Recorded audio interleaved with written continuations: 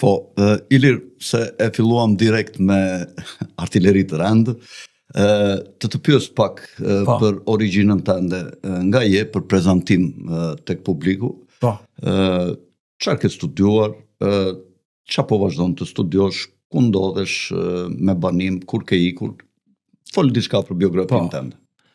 Origjinën e largët ne kemi nga Ohri, në fakt, nga Ohri, nga qyteti i Ohrit, nga familja Gropa, ka qenë princi i Ohrit, Andrea Gropa.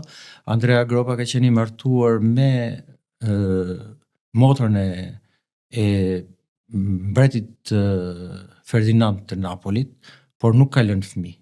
Vllai i vet ka lënë pasardhës, njerëj nga pasardhësit e vllait Andrea Gropës.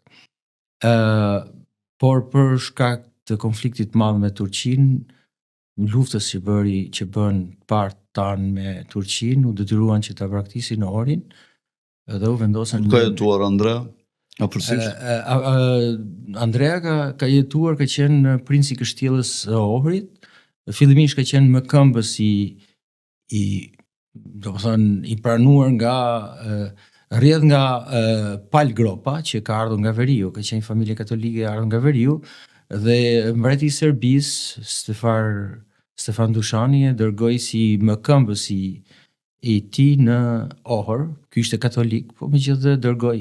Dhe ky fitoi pavarësinë dhe Andrea kaloi në një principat pavarur, sepse e refuzuan atë pushtetin e serbëve dhe shpallën. Dhe Andrea Gropa ka jetuar para pushtimit turk, deri në pushtimin turk. Kurse një nga pararësit e mia ka qenë Zaharia Gropa, ka qenë ministri i jashtëm i Skënderbeut.